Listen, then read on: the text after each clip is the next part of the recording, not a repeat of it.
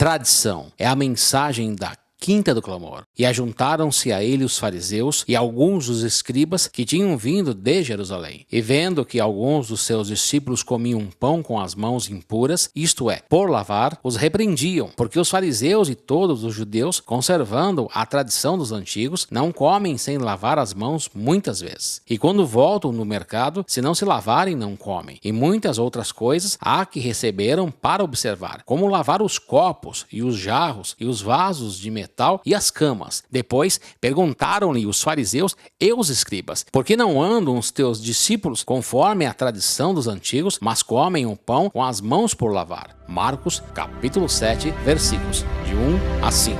A tradição tem caminhado ao lado da humanidade desde logo a criação do mundo. Carregada de preceitos e costumes que passam de geração em geração, faz da tradição uma cartilha a ser seguida à risca como uma verdade inerrante que jamais possa ser interrompida, questionada ou mesmo alterada no seu modo de cumprir. Muitas vezes ela se torna em um dogma religioso como se fosse uma segunda pele que compõe a vida daquele que a observa. A tradição tem levado boa parte da sociedade a um modelo de escravidão mental que, quando chega ao ápice da sua aplicação, age no subconsciente do indivíduo de tal modo que ele não consiga viver sem a sua presença. A ideologia que a tradição constrói no intelecto da raça humana não permite a contestação das suas práticas e tem por certo que a sua forma de aplicação deve ser implacável e intolerante. Suas convicções e a sua maneira imperativa de agir e coagir pessoas vai além das razões religiosas que, travestidas de capas, velas, escadarias, guardas de dias, sacrifícios, penitências, negações, mutilações,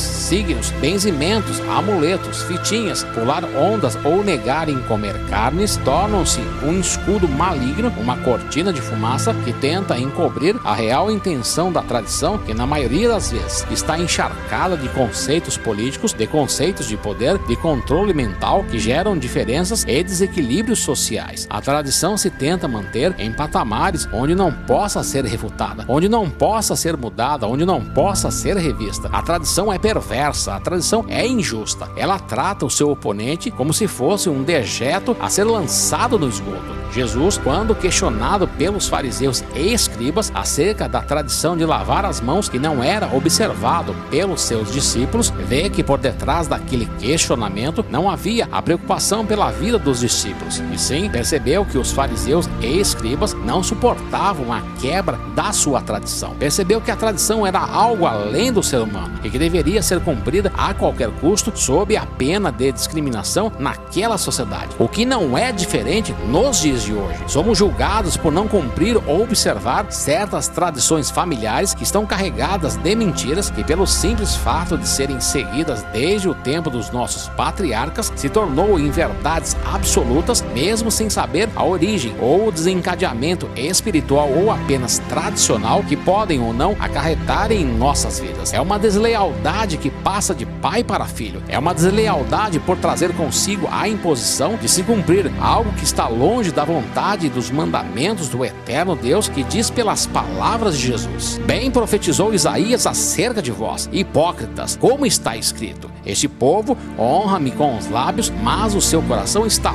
longe de mim. Em vão, porém, me honram, ensinando doutrinas que são mandamentos de homens, relata Marcos do capítulo 7. A tradição rebaixa o ser humano ao mais obscuro sentimento. Ela desrespeita o seu próximo, ela endurece o coração e eleva a sua alma a um egoísmo sem fim. Ela trata o diferente como a escória da sociedade. Ela restringe, ela menospreza, ela faz diferença entre o semelhante. A tradição é racista, ela mata a fé daqueles que buscam a verdade pela simples verdade. Ela cria lombadas, obstáculos e pedágios a fim de lhe parar, manipulando ainda a sua vida pelo controle através de rédeas, cabrestos e esporas que vão açoitar a sua alma para que nunca você descubra a verdade revelada pela singeleza do Evangelho de Cristo. O lavar as mãos, jarros, copos, vasos e camas eram mais importantes para aquele grupo do que honrar pai e mãe em obediência à lei de Moisés, que ordenava suprir as necessidades familiares e não negá-las, como estava sendo sendo feito por conta da desculpa em ofertar sacrifícios ao templo do Senhor. Víboras, cobras indomáveis e peçonhentas fazem da tradição uma adoração, uma idolatria, fazem da tradição a negação do amor de Cristo, fazem com que a tradição distancie pais e filhos, separem famílias do seu convívio habitual. Estão preocupados em lavar as escadarias do bom fim e não os próprios corações que permanecem sujos e cheios de perversidades. Estão preocupados em pular as ondas na passagem do ano e se fazem cegos à necessidade cotidiana do seu próximo. Estão preocupados em guardar o dia de sábado e se tornam indiferentes às pessoas que estão trabalhando neste dia para a manutenção do seu conforto. Estão preocupados em oferecer sacrifícios e se esquecem de que o derramar do sangue já foi cumprido na cruz do Calvário. Estão preocupados com as datas natalinas, com a quarta-feira de cinzas, com o óleo da unção, com a rosa milagrosa, com os panos e sacos, com o candelabro aceso, com a visita no cruzeiro, com os pensadores e historiadores do passado e se esquecem do Criador que diz: misericórdia quero e não sacrifício, uma vez que do Senhor são todas as coisas, relata Mateus no capítulo 12. A tradição é mais suja que as próprias mãos sujas a serem lavadas. A tradição contamina o homem e o leva a ignorar o seu estado de pecado constante, fazendo-se cego às palavras de Jesus, o Cristo, que diz: não compreendeis que tudo que de fora entra no homem não o pode contaminar, porque não entra no seu coração, mas no ventre, e é lançado fora, ficando puras todas as comidas. O que sai do homem, isso contamina o homem, porque do interior do coração dos homens saem os maus pensamentos, os adultérios, as prostituições, os homicídios, os furtos, a avareza, as maldades, o engano, a dissolução, a inveja, a blasfêmia, a soberba e a loucura, pois todos esses males procedem de dentro e contaminam o homem para a sua própria perdição.